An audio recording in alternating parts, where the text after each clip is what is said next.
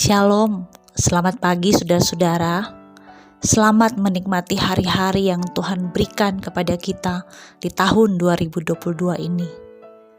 Saudara-saudaraku yang dikasihi Tuhan Yesus Kristus, saya yakin kita semua setuju bahwa menunda tak selamanya buruk. Kita bisa menunda jika mungkin ada komitmen lain atau ada hal yang lebih penting dan hal itu kita anggap prioritas. Dengan menunda, kita sedang membiarkan diri kita untuk tidak melakukan banyak hal yang tidak penting. Tapi justru sebaliknya, kita tidak akan menunda jika hal yang sangat penting bagi hidup kita tahu ada batas waktu. Terlebih lagi jika batas waktu itu sudah sangat dekat. Saudara-saudara, hari ini bagi sebagian besar orang, pertobatan bukanlah hal yang penting bagi hidupnya. Ada begitu banyak orang Kristen yang KTP-nya Kristen, tapi Kristen tanpa pertobatan. Hidupnya belum mengalami perjumpaan dengan Tuhan dan belum mengalami perubahan hidup.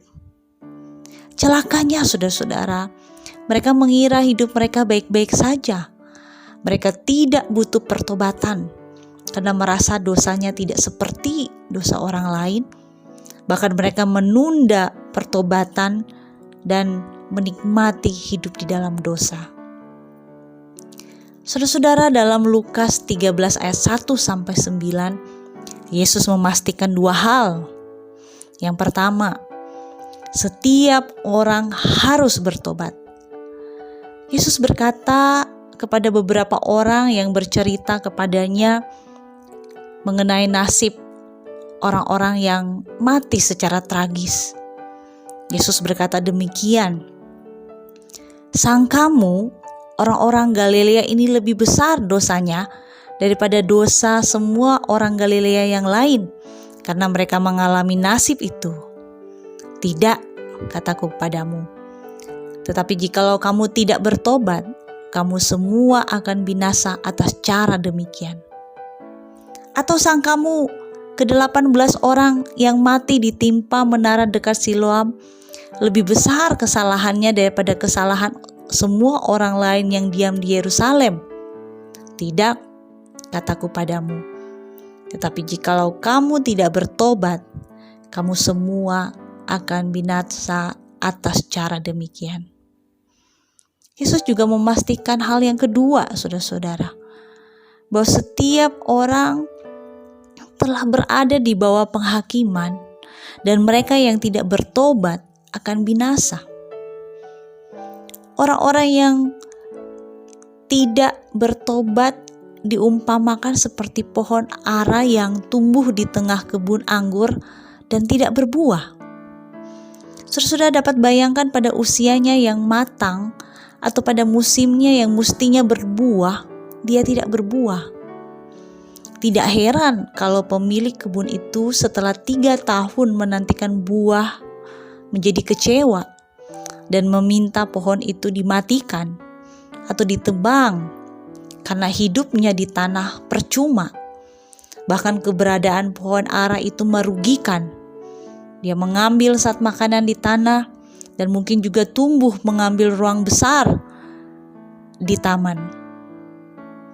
Tapi saudara-saudara, akhir dari perumpamaan ini sungguh indah. Pemilik kebun menunda penebangan pohon yang layak ditebang itu karena pengurus kebun anggur berkata, "Tuan, biarkanlah dia tumbuh tahun ini lagi. Aku akan mencangkul tanah sekelilingnya dan memberi pupuk kepadanya. Mungkin tahun depan ia berbuah. Jika tidak, tebanglah dia." Ini artinya ada waktu yang diulur, ada pemeliharaan yang diusahakan, ada kesempatan yang diberikan agar pohon itu berbuah. Saudara-saudara, mungkin saudara-saudara dan saya sama seperti pohon ara itu. pohon yang statusnya layak ditebang. Namun hari ini, kalau saudara-saudara mendengar firman ini, itu artinya saudara masih diberikan kesempatan untuk berbuah, kesempatan untuk bertobat. Dan jika saudara-saudara ingin berbuah, ingin bertobat dari dosa dan kembali kepada Tuhan, saudara perlu membiarkan Yesus mencangkul, membalikkan tanah hati yang keras, menggali ke bagian yang gelap yang ada di dalam hidup, dan juga membiarkan Yesus memberi apa yang kita butuhkan, yaitu pengampunan, pemulihan, pembebasan dari kuasa dosa, sukacita sejati, dan hidup. Saudara-saudara, dalam perjalanan hidup kita yang kita tidak pernah tahu kapan akan berakhir, mari kita hidup dengan rasa urgensi. Urgensi bukan bingung dan tergesa-gesa, tetapi bergerak cepat karena sadar bahwa kesempatan bertobat tidak selalu ada. Kesabaran Tuhan ada batasnya. Kasih karunia Tuhan ada tanggal kadaluarsanya. Saat saudara-saudara dan saya mati, atau saat Yesus datang kedua kali, saat itulah kasih karunia berakhir. Oleh sebab itu, saudara-saudara, selagi ada kesempatan, bertobatlah. Tidak ada seorang pun yang dapat bertobat dan kembali kepada Tuhan jika bukan Tuhan yang menariknya.